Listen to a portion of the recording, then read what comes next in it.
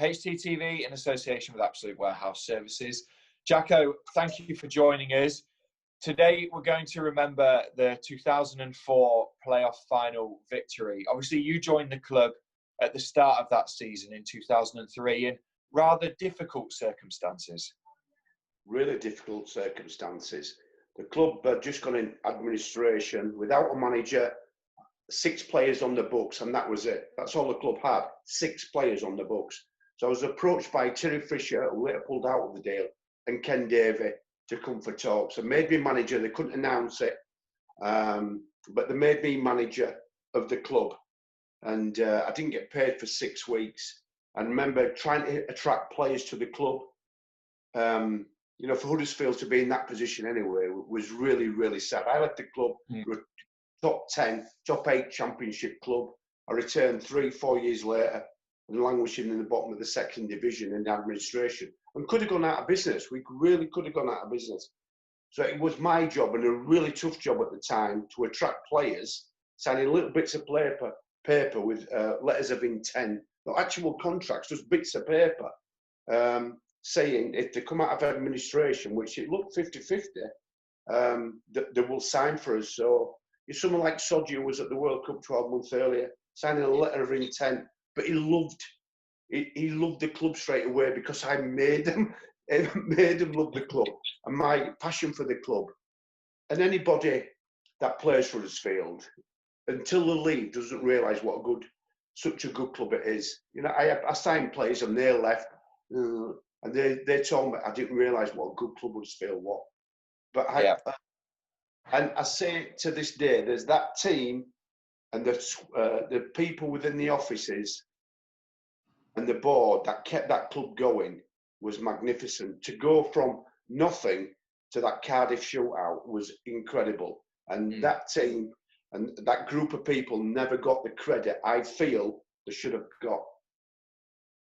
Yeah, for you, obviously, you played for Huddersfield Town. You'd already managed Huddersfield Town once. When you saw the club was in the issues, it had the issues and the difficult period it was in, when you were approached to come back as manager, was there no doubt in your mind that you were going to help the club get out of that period? Yeah, it was obviously a decision because I felt there was unfinished business at Huddersfield. You know, we were a championship club. We went top of the championship. We had a great escape season. Then I left and got sacked by Barry Rubery. So at that point, I just felt the club couldn't go any lower, which it couldn't go any lower. The only way me going back, the club would move forward, and I knew that. It might take a little bit of time, but the club would move forward because it's such a good club. So I always had that like unfinished business back at Huddersfield. But I'd never, ever regretted taking the job. But I remember my first ever game, we played a pre-season game up at Emley. I think we had the 6 players that were on contract at the rest were trialists.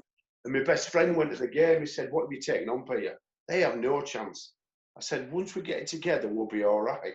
But my friend and some of my family thought, "Well, Cracker's taking over." But I knew I could do it. When you came in, obviously, for that first day of pre-season and you had 6 registered players, what was that like for you? How do you start to get things going in pre-season when you've only got 6 players? Yeah, it's difficult, obviously, but I had players in mind.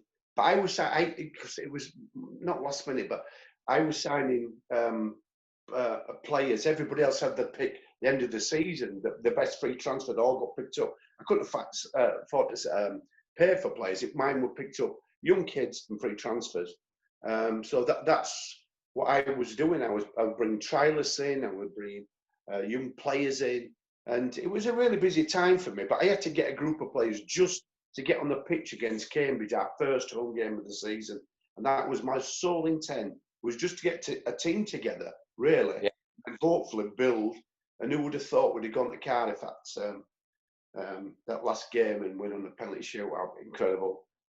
Yeah, the momentum really picked up, especially after the Christmas period. Was that when you thought it really clicked for your side? I knew it would take time to, when you throw so many new players together and so many young players together, a lot of them making their debuts that season, you know, it was always going to be difficult. There was only one doubt I had. I think we went to, I can't remember what month this was in. We went to Macclesfield and got beat 4-0. And I think for the first time, I went in the dressing room and I said to the players, if that's your best you can do for me, I will leave the club, because it simply isn't good enough. It simply isn't good enough. You've got fantastic stadium, you've got fantastic people in and around the club, and you turn out and give me that. It simply wasn't good enough, and I knew that. And from that point on, we just went like that. And there were a good group of players, good honest group of players. We didn't often play at the best all the time, but at least they had to go. When you think what sort of money Hull was spending and Swansea to get into the next division, we were just picking up free transfers and giving young kids from the academy games. But I loved it, and that's why people, I think, identified with ourselves, Huddersfield Town, because we had so many good young players from in and around Huddersfield, and that's what I like to identify. I think we went to MK Dons, and I think there were 9 outfield players came through the academy, so quite an achievement. Yeah, and one of those was John Stead, who was obviously fantastic for your side until he left to go to Blackburn Rovers. Yeah. What was he broke through? He was, I think when I came, he was playing the season before. He was in and out the side. He was playing out the left wing, the right wing, and as soon as I saw John Stead, you got a feeling about certain players when you meet them, like your Wordens and your Clarks and Knowlesworth. But there was something really special about Jonathan Stead, and his ability to work hard and his chances that he took, and he thoroughly deserved his move to Blackburn in the top 5. Thoroughly deserved. I was disappointed to lose him because we were on a real roll then. But what happened then? That opened the door for Pavel Havertz to come into the club. Yeah. So we replaced. We sold a player for 1.2 million and replaced him with Pavel Havertz. I think we paid 90,000, was it, for Pavel Havertz? So it worked around. So we did a little good business with Blackburn. But yeah, it was a joy to have Jonathan Stead, and we got criticised, me and Ken Davey, for selling one of our top players, but we've just come out of administration. We're in the 2nd division, and we get offered a record fee for a 2nd division player of 1.2.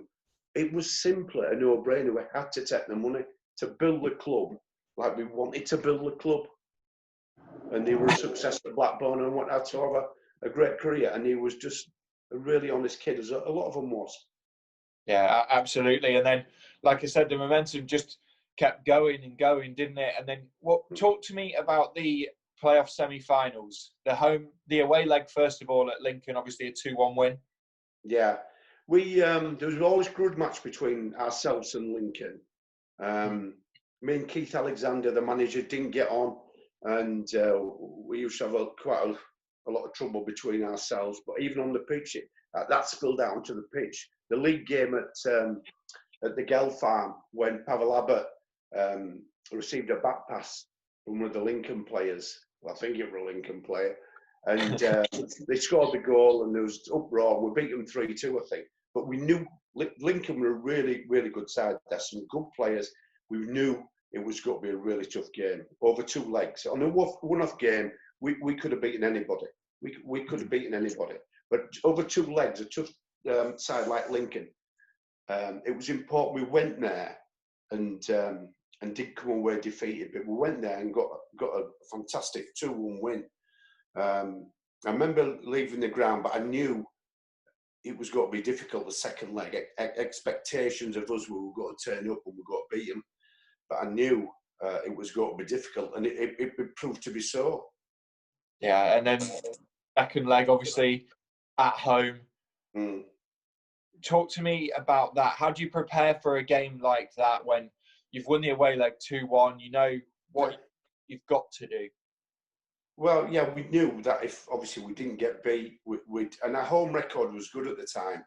Teams were frightened to come to Huddersfield, and we knew it was going to be a difficult game, though. But I said to the players, as long as we don't get beat, we're through. So what do we find? I think after 20 minutes, we find ourselves 2-0 down. You know, we started a little bit slow. They scored a goal, and I think 2 minutes later, scored another goal. So we're not got Cardiff. It's simple as that. We are not got Cardiff. The players come in at half time, and I said, listen, as we've come all this way, we've come all this way. We've come so far as a group of players and as staff to throw it away like we are doing. You know, we can do better. And we went out and pulled it back, and what a magnificent night down at the McAlpine. And it was absolutely rocking. And I'll never forget that. Never forget that night when little Robbie Edwards, with his right foot, Robbie Edwards slashes one in. I thought, get it. And it was such a marvellous feeling for myself and for everybody within the club to achieve going to a playoff final and at a new venue down at Cardiff. And I'll never forget that. Robbie Edwards' goal, right foot, my God. But we deserved to go to the final. We played some good football. We had some good young players, and we deserved to go to down to Cardiff. There was almost a 2-week period between that Lincoln game and then obviously the match at the Millennium Stadium. How do you keep your players mentally ticking over but not worrying too much about the big match that's ahead? What did you do? I give them, after I give them a couple of days off, I think, after the Lincoln game, got them in training, and then we went away for a couple of days golf. I think we went over to Cheshire, somewhere around Cheshire, for a round of golf, a couple of drinks, and stopped over. And then we came back the following day, and then we prepared to go down to Cardiff. I think we had 3 days down at Cardiff where we trained, and we practiced our penalties before.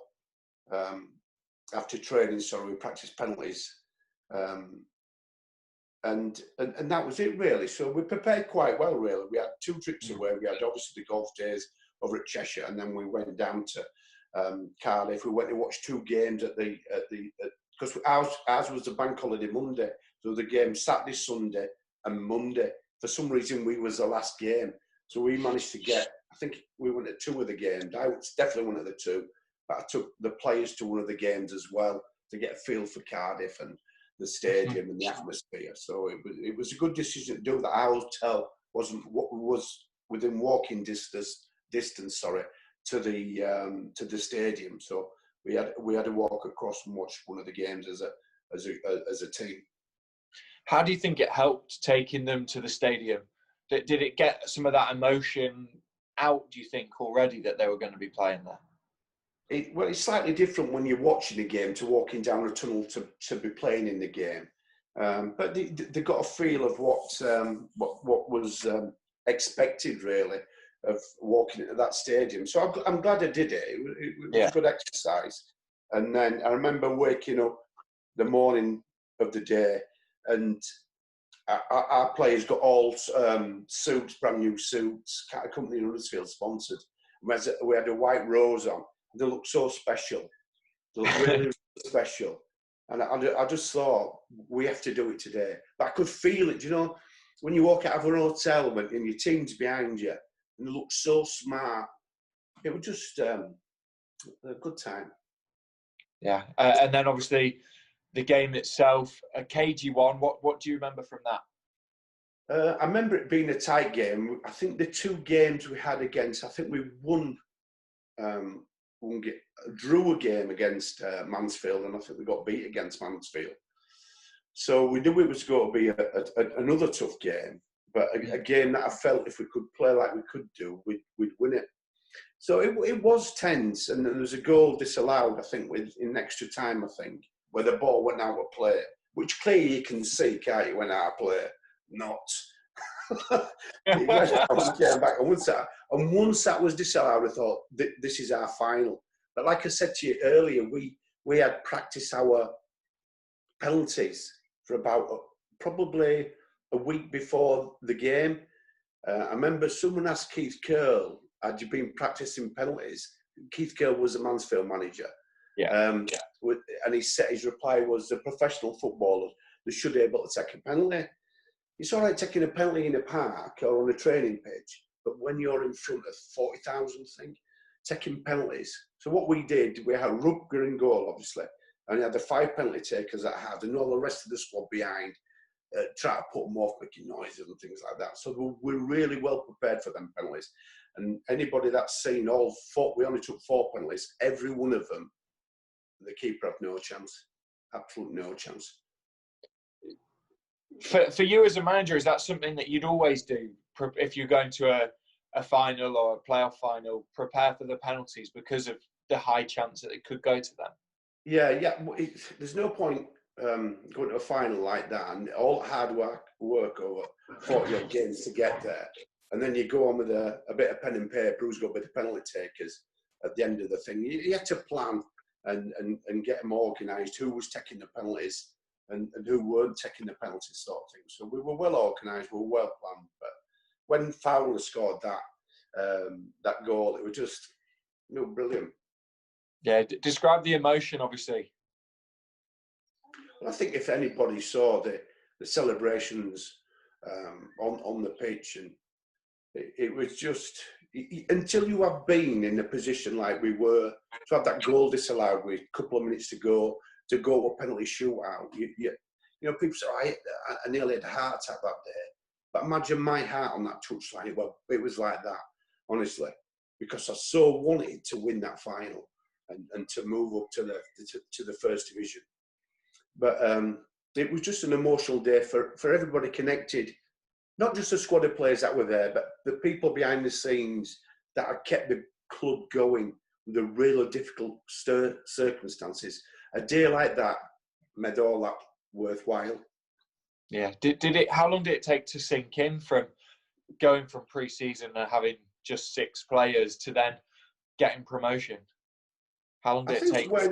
Well, not really. When you've got a glass of champagne as a trophy in front of your driving out of the stadium, you think, "Wow, we've done it." But as I say, we deserved it, and I still think the following season we had a momentum. I think we won our last 10 games. We missed a playoff by a point. If we'd gotten into the playoffs that season, we'd have been a championship club, guaranteed. Because we weren't frightened of anybody. We just needed one more point. Yeah. And we'd have played, I think it probably, I can't remember, would have played in the final, but we'd have beat them. And the following season, we got into the playoffs, but unfortunately slipped up against Barnsley. But we were on a roll, and I was just so pleased for the younger players. Obviously, there's like a Sodgy and Steve Yates who have played in the big time. But, your Nathan Clark, Andy Aldridge, little Lloydie, just memorable people. We'll never forget that day. You ask them the best day of their lives, all in players, bar none, Cardiff. And that's how it was. It was brilliant. Your best moment at Huddersfield Town? Oh, without a doubt. Obviously, the Great Escape season pushed it close. But to actually win something, to be on in a boardroom and a trophy, that was Peter Jackson's trophy. That's and no one can take that away from me. The memories I've had of that day, my time at Huddersfield. I'm sat here now, looking back, and I think, wow, we had an amazing time and a really good club. Just finally, how were the celebrations? Good. I remember it was funny. We after the game, Fowler disappeared, and he ran to the off licence and bought me a bottle of champagne. Give me a bottle of champagne. And we got out of Cardiff and we stopped at an off licence. We stacked the bus. Everybody in a whip round. We stacked the bus full of lager and things. It was just brilliant. We watched the game about 5 times coming back on the bus, and it was just brilliant.